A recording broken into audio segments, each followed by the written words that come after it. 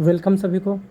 आज हम लोग क्लास 11th का एक चैप्टर पढ़ने जा रहे हैं, ठीक है ना। और उस चैप्टर का नाम है कम्प्लेक्स नंबर। तो क्लास 11th का हम लोग एक चैप्टर पढ़ने जा रहे हैं, कम्प्लेक्स नंबर। ठीक है, तो जानते हैं कि कम्प्लेक्स नंबर क्या होता है। मैथमेटिक्स का यह टॉपिक है और इम्पॉर्टेंट है काफ़ी। ठीक है, तो देखिएगा, हम लोग ना बहुत सुने हैं कि जैसे बहुत सारा बचपन से नंबर हम लोग पढ़ते आ रहे हैं कि होल नंबर क्या होता है, नेचुरल नंबर क्या होता है, ठीक है ना, रियल नंबर क्या होता है, इंटीजर क्या होता है। ठीक है, ये सब हम लोग बहुत सारा चीज़ पढ़ते आ रहे हैं। प्राइम नंबर क्या होता है, ये सब हम लोग जानते हैं। 10th तक जितना पढ़ना था, तो ये लोग हम लोग जूनियर क्लास में हम लोग ये सब सारा नंबर के बारे में सुने हैं। लेकिन ये जो कम्प्लेक्स नंबर है ना, ये हम लोग क्लास 10th तक इसका नाम नहीं सुने हैं। ठीक है, तो कम्प्लेक्स नंबर बिल्कुल ही, जो हम लोग जिस नंबर को पढ़ते आ रहे हैं जूनियर क्लासेस से, वो बिल्कुल अलग है कम्प्लेक्स नंबर उससे। ठीक है, तो एक चीज़ हम लोग क्लास 10th में पढ़े थे, क्वाड्रेटिक इक्वेशन पढ़े थे। ठीक है ना। तो क्वाड्रेटिक इक्वेशन में हम लोग जानते हैं कि देखिए क्या होता है। क्वाड्रेटिक इक्वेशन किस फॉर्म में लिखा जाता है, तो A X square plus B X plus C is equal to zero. ये हमारा क्या है, क्वाड्रेटिक इक्वेशन है। क्वाड्रेटिक इक्वेशन देख लीजिए, एक्स के पावर यहाँ पे 2 है। ठीक है ना। तो क्योंकि यहाँ एक्स का पावर 2 है, तो अगर कोई हमको दिखा इक्वेशन ऐसा कि A X square plus B X plus C और A not equal to zero, A zero नहीं रहना चाहिए। क्योंकि अगर ए जीरो रह जाएगा तो एक्स स्क्वायर वाला टर्म तो जीरो बन जाएगा ना, फिर क्वाड्रेटिक रहेगा नहीं वो। तो क्वाड्रेटिक का मतलब एक्स स्क्वायर का टर्म जीरो नहीं होना चाहिए। तो अगर कोई मेरे पास ऐसा इक्वेशन है, A X square plus B X plus C is equal to zero, where A is not equal to zero, जहाँ ए जीरो नहीं होना चाहिए। ठीक है, ये चीज़ है। तो हम बोलेंगे यहाँ पर कि इसका कोई ना कोई रूट निकलेगा। क्वाड्रेटिक इक्वेशन है तो इसका रूट निकलेगा, 2 रूट निकलेगा। जो भी क्वाड्रेटिक इक्वेशन होता है उसका कितना रूट निकलता है, 2 रूट निकलता है। ठीक है ना, 2 रूट निकलता है, 1 रूट 2 रूट। ठीक है ना, मतलब 2 रूट निकलेगा, 2 ऐसा वैल्यू निकलेगा। क्वाड्रेटिक इक्वेशन का एक्स स्क्वायर का टर्म है तो उसका 2 ऐसा वैल्यू निकलेगा एक्स का, जो इस इक्वेशन को क्या करे, सेटिस्फाई करे। रूट का मतलब क्या होता है, रूट का मतलब एक ऐसा वैल्यू जो दिए हुए इक्वेशन को सेटिस्फाई करे। मतलब उस जब वो वैल्यू हम इक्वेशन में रख दें तो इक्वेशन क्या हो जाए, जीरो के बराबर आ जाए। ठीक है, मतलब इक्वेशन को सेटिस्फाई कर दे, उसको हम रूट बोलते हैं। ठीक है, तो ये हो गया हमारा क्या, quadratic equation X square plus B X plus C के फॉर्म में is equal to zero. C constant number है। ठीक है, तो देखिए यहाँ पर तो अगर हम रूट निकालते थे, A X square plus B X plus C का रूट निकालते थे, तो रूट निकालने के लिए हम लोग क्या लिखते थे कि x is equal to minus b plus minus b square minus 4ac का अंडर रूट बाई 2a, ये लिखते थे। ठीक है ना, ये लिखते थे हम लोग रूट निकालने के लिए। तो अगर कोई क्वाड्रेटिक इक्वेशन है तो उसका रूट हम लोग कैसे निकालते हैं, ऐसे कि x is equal to minus b plus minus under root B square minus 4ac by 2a। और आपको जो इक्वेशन है वहाँ से मालूम चल जाएगा कि एक्स स्क्वायर के जो बगल में है वो a है, एक्स के जो बगल में है वो b है, और ये c कांस्टेंट है। ठीक है, तो सबका वैल्यू हम रख देंगे तो हमको इस इक्वेशन का 2 रूट मिल जाएगा। ठीक है ना। तो इसको हम लोग क्या बोलते हैं, इसको हम लोग बोलते हैं क्वाड्रेटिक फार्मूला। कौन सा फार्मूला बोलते हैं, क्वाड्रेटिक फार्मूला। क्योंकि इस फार्मूले का इस्तेमाल हम लोग करते हैं क्वाड्रेटिक इक्वेशन में रूट निकालने के लिए। ठीक है, तो क्वाड्रेटिक फार्मूला बोल दिए इस पूरे फार्मूला को, x is equal to minus b plus minus under root B square minus 4ac by 2a को। अच्छा, यहाँ जो बी स्क्वायर माइनस 4ac है, ठीक है ना, यहाँ जो बी स्क्वायर माइनस 4ac है का अंडर रूट दिख रहा है यहाँ पर आपको, ये बी स्क्वायर माइनस 4ac का अंडर रूट दिख रहा है। तो बी स्क्वायर माइनस 4ac किसके बराबर होता है, डी के बराबर। और क्योंकि रूट चढ़ा हुआ है तो इसको लिखते हैं अंडर रूट डी। तो अंडर रूट डी किसके बराबर होता है, under root B square minus 4ac plus C. मतलब डी का वैल्यू, डी किसके बराबर होगा, तो डी यहाँ से किसके बराबर होगा, D B square minus 4ac के बराबर होगा। ठीक है, डी क्या है, तो डी यहाँ है, डी को बोलते हैं हम डिस्क्रिमिनेंट। क्या बोलते हैं, डिस्क्रिमिनेंट। ठीक है, डी को क्या बोलते हैं हम, डिस्क्रिमिनेंट बोलते हैं। तो ये समझ गए कि b square minus 4ac is equal to होता है डी। तो यहाँ पर अंडर रूट में था, तो यानी कि अंडर रूट डी है, क्योंकि अंदर वाला वैल्यू तो डी देगा, minus b square minus 4ac। ठीक है, तो ये चीज़ है। तो यहाँ तक हम लोग समझ गए। तो देखिए कम्प्लेक्स नंबर का क्यों आवश्यकता पड़ा, यहाँ तक तो हम लोग क्लास 10 तक सॉल्व करते थे जब किसी इक्वेशन को, क्वाड्रेटिक इक्वेशन को, तो हमको 2 रूट मिल जाता था आसानी से, 2x का वैल्यू जो इक्वेशन को सेटिस्फाई करता था। तो देखिए इसको थोड़ा सा और समझते हैं। एक क्वेश्चन हम लोग ले लेते हैं सिंपल सा समझने के लिए। एक ले लेते हैं क्वेश्चन से, मान लीजिए कोई क्वाड्रेटिक इक्वेशन मान लेते हैं हम, x square plus x plus 1 is equal to 0। मान लेते हैं ये क्वाड्रेटिक इक्वेशन है, x square plus x plus 1 is equal to 0। ये मेरा कोई क्वाड्रेटिक इक्वेशन है। इसका ए और बी वैल्यू लिखिए। ए क्या है, ए कुछ नहीं है यहाँ पर, तो एक्स स्क्वायर के बगल में कुछ नहीं है तो 1 है, मतलब ए का वैल्यू 1 हो गया। बी क्या है, जो एक्स के बगल में होगा यहाँ पर, तो एक्स के बगल में क्या है, कुछ नहीं है तो 1 है, तो यानी कि बी भी 1 हो गया। और सी कितना है, तो सी है 1, ये रहा सी। ठीक, तो इस इक्वेशन से हम ए का वैल्यू लिख दिए, एक्स स्क्वायर के बगल में जो नंबर है वो ए हो गया, एक्स के जो बगल में नंबर है वो बी हो गया। ठीक है ना, और सी क्या हो गया, 1 हो गया। तो इस क्वाड्रेटिक इक्वेशन में हम लोग देखें कि हमारे पास ए बी और सी का वैल्यू निकल गया यहाँ से, ये 1 हो गया 1 हो गया 1 हो गया, तो ये 1 हो गया ये वाला, बी भी 1 हो गया और सी भी 1 हो गया। ठीक है, तो यहाँ से हम लोग एक्स का रूट अगर निकालने जाते थे क्लास 10 तक, इस इक्वेशन का 2 रूट निकालने जाते थे, मिडिल टर्म से तो स्प्लिट करके नहीं बनेगा ऊपर वाला क्वेश्चन। तो जब हम इस क्वाड्रेटिक इक्वेशन का रूट निकालने जाते थे तो हम लोग कौन सा फार्मूला लगाते थे, minus b plus minus under root B square minus 4ac/2a। ये फार्मूला लगा देंगे इक्वेशन में, तो उस इक्वेशन का 2 रूट मिल जाएगा। ठीक है, तो लगा देते हैं।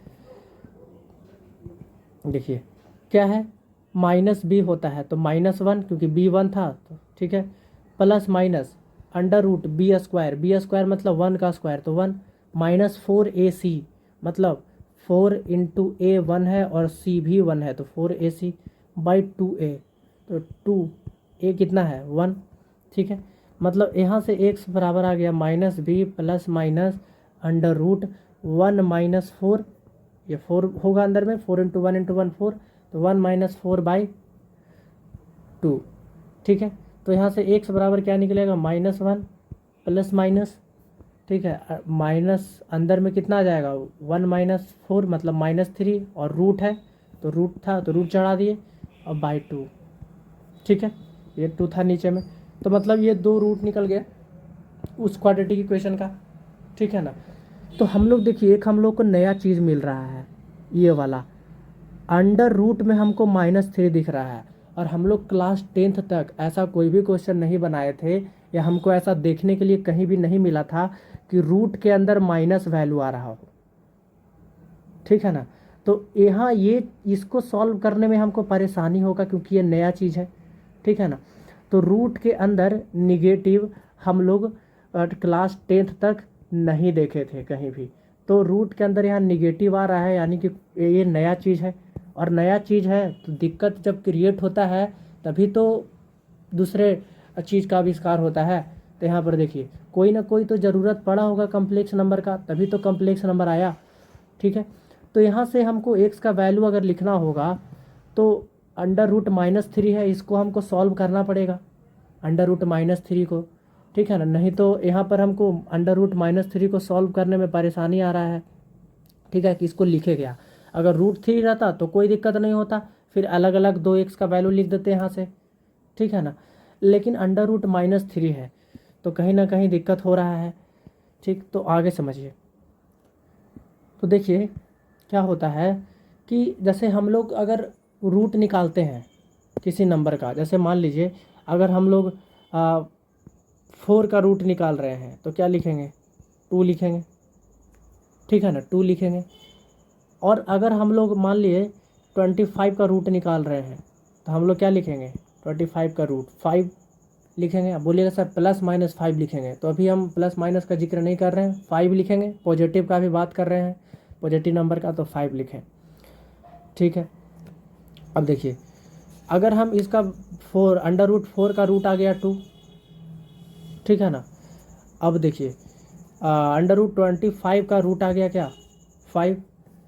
फिर अगर हम बात करें √36 किसके बराबर आएगा, 6 के बराबर आएगा।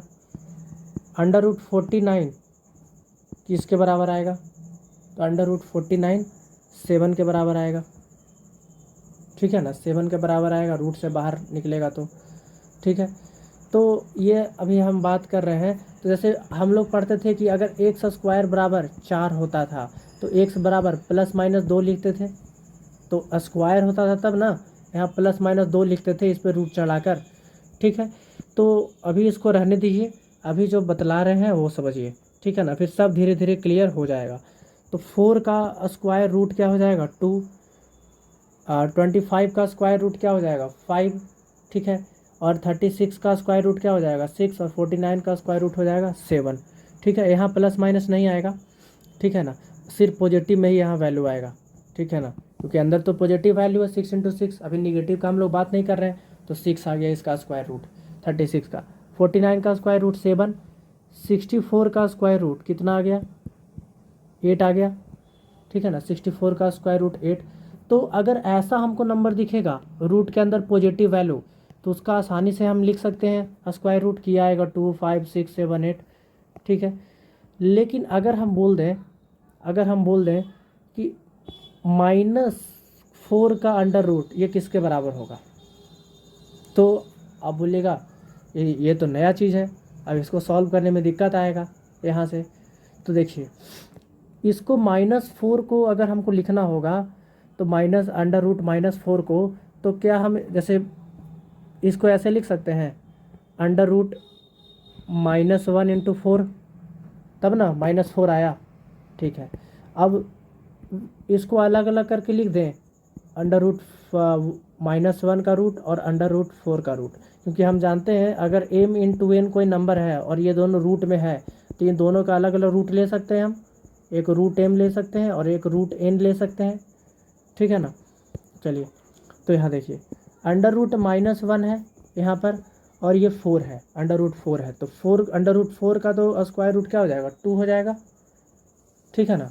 √4 जब सॉल्व करके लाएंगे हम तो इसका 2 हो जाएगा, ठीक है।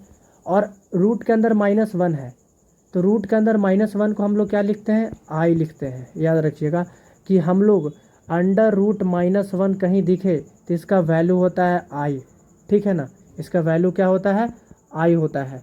तो i का मतलब होता है ये आयोटा, इसको फुल फॉर्म में बोला जाता है आयोटा। क्या बोला जाता है, आयोटा। तो √-1 कहीं दिखे तो उसको हम लोग लिखते हैं आयोटा। तो यहाँ से बड़ा राहत मिला कि कभी भी अगर रूट के अंदर नेगेटिव दिखेगा तो उसको हम आयोटा के फॉर्म में लिख सकते हैं। तो यहाँ देखिए √-1 था तो इसको आयोटा लिख दिए, और √4 था तो इसको 2 लिख दिए, रूट से बाहर निकलेगा तो, ठीक है ना। तो यानी कि इसका सॉल्व करने पे कितना आ गया, 2 आयोटा आ गया वैल्यू, ठीक है। उसी तरीके से अगर आगे देखें हम लोग, अगर मान लेते हैं 2-4 और देखते हैं कि मान लीजिए कि √9 रहे, √9 माइनस में रहे रूट के अंदर, तो इसको हम क्या लिख सकते हैं, -1 × 9 लिख सकते हैं, ठीक है। और अलग अलग रूट ले लेते हैं, ऐसे ले लेते हैं रूट, ठीक है। तो ये क्या होगा, 3 देगा रूट के अंदर जो 9 है, और रूट के अंदर जो -1 है, इस √-1 को क्या लिखेंगे, आयोटा। तो 3 × i मतलब 3 आयोटा, ये हो गया, ठीक है। उसी तरीके से अगर हम दूसरा वैल्यू लें, अगर हम मान लेते हैं -25 लेते हैं, तो -25 को क्या लिख सकते हैं हम, तो -25 को हम लिख सकते हैं √-1 × 25, तब ना -25 आएगा। अलग अलग लिख लेते हैं, √-1 × 25, ठीक है।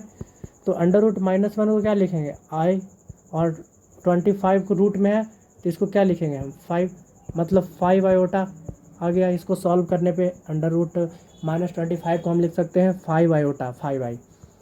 उसी तरीके से अगर हम बात करें एक और वैल्यू का √-169 का, तो इसको हम लोग क्या लिख सकते हैं, तो इसी को हम लोग लिख सकते हैं यहाँ से कि -1 इंटू 169 ऐसे लिख सकते हैं इसको। अब अलग अलग करके लिख लेते हैं √-1 इंटू √169। हम जानते हैं कि √-1 i लिखेंगे और 169 का रूट है तो इसके जगह पे 13 लिखेंगे, तो यानी कि 13 आयोटा आ गया, 13 आयोटा आ गया। तो ये जो आप 13 आयोटा देख रहे हैं, 5 आयोटा देख रहे हैं, 3 आयोटा देख रहे हैं, ये सब क्या है, ये सब कॉम्प्लेक्स नंबर है। कैसा नंबर है, कॉम्प्लेक्स नंबर है, ठीक है ना।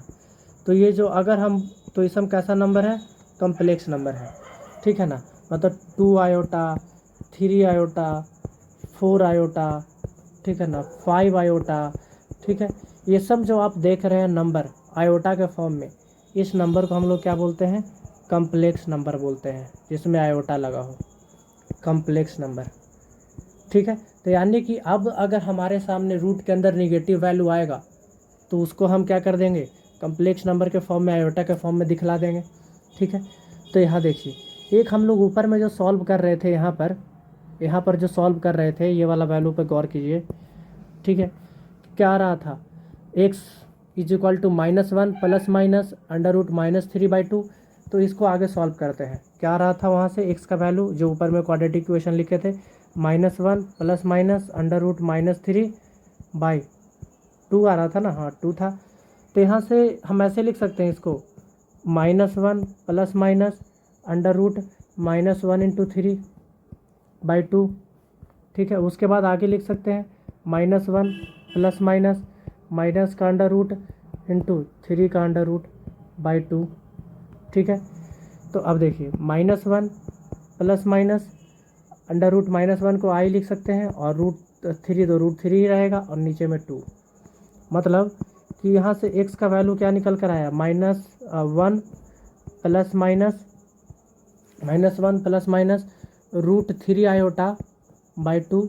तो यहाँ से x का 2 वैल्यू हमको मिल गया, एक क्या मिला, x बराबर -1, ठीक है, और एक प्लस के साथ ले लेते हैं, -1 प्लस √3 आयोटा बाई 2, एक ये मिला, और एक x का वैल्यू क्या मिला हमको, -1 माइनस √3 आयोटा बाई 2। तो देखें ऊपर में हमको रूट लेने में प्रॉब्लम हो रहा था इसका, ठीक है ना, यहाँ से इसका x का 2 अलग अलग वैल्यू, लेकिन हम कम्प्लेक्स नंबर के बारे में सीख गए तो हमको यहाँ से ये जो क्वाड्रेटिक इक्वेशन था इसका 2 रूट हम लोग कम्प्लेक्स के फॉर्म में लिख दिए। तो ऊपर वाला क्वाड्रेटिक इक्वेशन का ये आ गया 2 रूट, एक आ गया x इज इक्वल टू -1 प्लस √3 आयोटा बाई 2 और एक आ गया x is equal to -1 minus √3 iota by 2। तो ये जो दोनों रूट निकला x का, कैसा रूट है, कम्प्लेक्स रूट है। ये कैसा रूट है, तो कम्प्लेक्स रूट है ना, क्योंकि आयोटा लगा हुआ है इसमें। तो ऊपर वाले क्वाड्रेटिक इक्वेशन का ये 2 रूट निकला और इसको बोलेंगे हम लोग कम्प्लेक्स रूट, क्योंकि इसमें आयोटा लगा हुआ है, ठीक है। तो एक चीज़ हमको बात यहाँ समझ में आया कि कहीं भी √-1 दिखेगा तो इसको हम लोग आयोटा बोलेंगे, क्या बोलेंगे, आयोटा बोलेंगे, ठीक है।